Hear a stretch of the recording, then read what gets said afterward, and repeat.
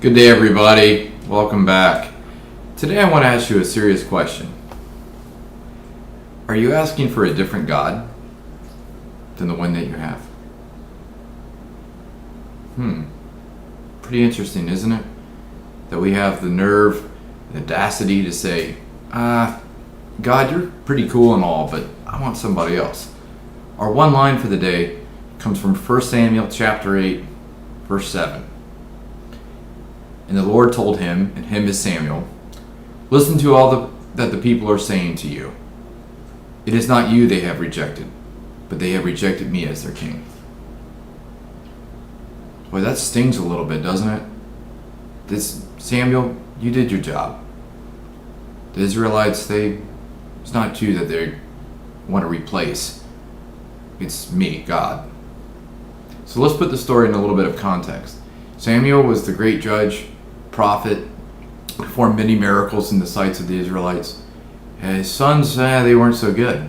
So Samuel's getting older, and it's time for him to retire.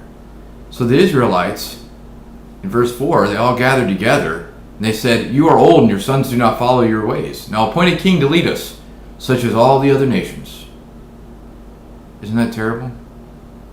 They said, look, you did a good job, but we want somebody else to lead us. And God took it personal.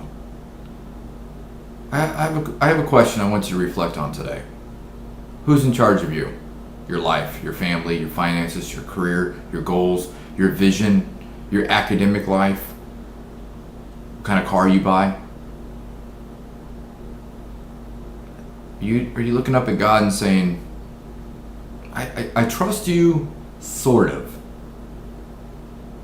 But see, all the other people in this world, they're doing far better than me. So I'm going to replace you.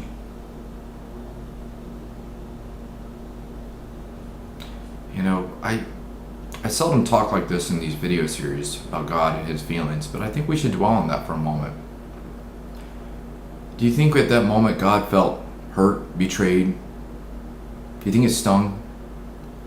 See, I don't think God is this figure without feelings and without emotions, and without any kind of connection to what happens on this earth. I think God probably shed a tear or two, saying, Israel, I love you. I've done everything for you. Eventually I'm going to give you my son. I know what's best for you. But today you don't want me anymore. You want to be like the other nations. They have kings. They have people that make them feel secure. And it probably hurt him a lot that it wasn't him. And when we think of other nations in this earth, of course America is one of the best, so we don't have to compare ourselves and say, oh, why can't we be more like a third world country? But in this day and age, we put other kings in charge of our life that make us feel more comfortable and more secure than God above.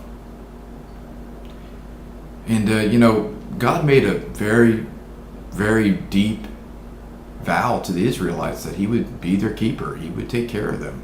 And he showed them that he could do it. I mean, it wasn't without experience that God was their king. But yet the Israelites, they just didn't get it. They liked Samuel because he was tangible. He could touch them. He could be their judge. They saw his miracles. And God, it takes more than just simple trust to believe in him. So I want you to challenge yourself today. Who's wearing the crown in your family? You, your wife, your husband, maybe your kids. I mean, I certainly feel like that some days.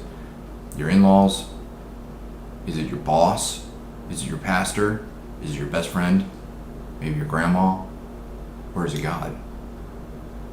Well, I hope you had a wonderful day, and I hope this video series is blessing you. Thank you for your kind remarks yet again, and we will see you tomorrow.